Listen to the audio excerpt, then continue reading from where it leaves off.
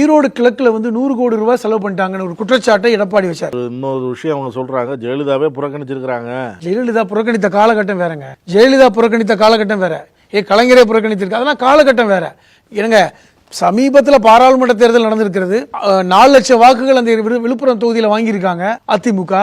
பெரிய வித்தியாசம் இல்ல, 70,000 வாக்குகள் தான் வித்தியாசம். உங்களை விட பாட்டாளி மக்கள் கட்சி அவங்க 1,87,000 தான்.